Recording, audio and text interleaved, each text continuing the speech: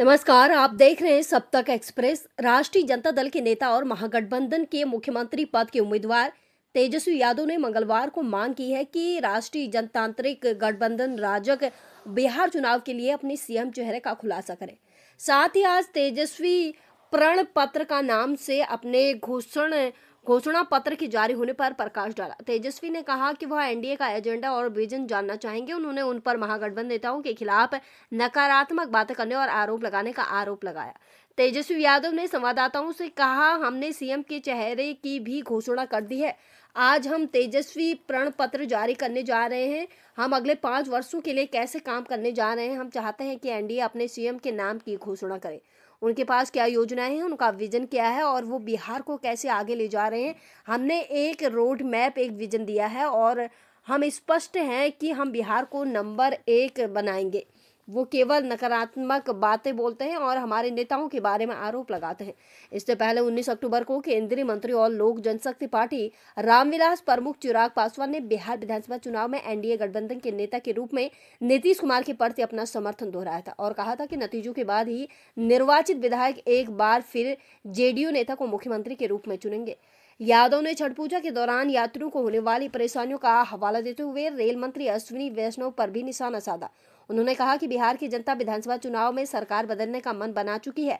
उन्होंने संवाददाताओं से कहा कि देखिए, हम प्रचार कर रहे हैं, हमें पूरे बिहार में जाना है। बिहार के लोग बदलाव के मूड में हैं। हमने पहले भी यह कहा है, बिहार के जो लोग बाहर चले गए थे, छठ के दौरान घर लौटे थे, जिस स्थिति में वो आप वापस आए हैं उसे देखकर दुख हुआ।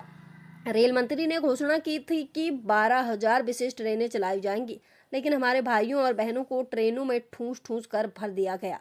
उन विशेष ट्रेनों का क्या हुआ? इससे पहले 23 अक्टूबर को महागठबंधन ने बिहार विधानसभा चुनाव के लिए संयुक्त घोषणा पत्र जारी करने की घोषणा की थी। इसके बाद तेजस्वी यादव को चुनाव के लिए विपक्षी गठबंधन का चेहरा घोषित किया गया। विकासशील इंसान पार्टी के प्रमुख मुकेश सहनी को महागठबंधन की ओर से डिप्टी सीएम पद उम्मीदवार बनाया गया। 2025 के बिहार चुनाव में मुख्य मुकाबला राष्ट्रीय जनतांत्रिक गठबंधन और महागठबंधन के बीच होगा। इसके अलावा प्रशांत किशोर की जनसुराज पार्टी ने भी राज्य की सभी 243 सीटों पर दावा ठोक दिया। विधानसभा चुनाव 2 चरणों में हैं, 6 और 11 नवंबर को होंगे। नतीजे 14 नवंबर को घोषित किए जाएंगे। फिलहाल के लिए इतना ही। नई अपडेट्स के लिए बने रहिए सब तक एक्सप्रेस में। तेजस्वी ने किसी का नुकसान नहीं किया, ना ही किसी को तेजस्वी से शिकायत है। बिहार की जनता ने इन लोगों को 20 साल का मौका दिया। हम केवल बिहार की जनता से 20 महीने का समय चाहते हैं और मुझे पूरा भरोसा है बिहार की जनता पर, अपने मालिकों पर, कि इस बार बदलाव भी होगा और नई सरकार भी बनेगी महागठबंधन की और मिलकर के नया बिहार हम लोग बनाने का काम करेंगे। बिहार को नंबर 1 बनाने का काम करेंगे। तो आप लोगों के बीच इससे पहले भी कुछ घोषणाएं हम लोगों ने की थी, लेकिन आज भी बेहद इंपॉर्टेंट घोषणाएं हैं।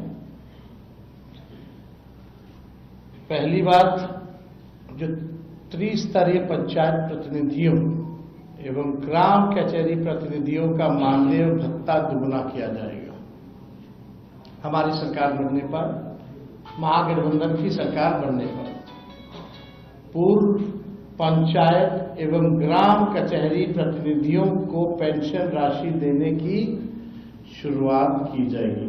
कई राज्यों में पेंशन है देने का, लेकिन बिहार में नहीं है। और पंचायत प्रतिनिधियों और ग्राम कचहरी प्रतिनिधियों की ये मांग थी लंबे समय तक कि उनको भी जो है पेंशन दिया जाए।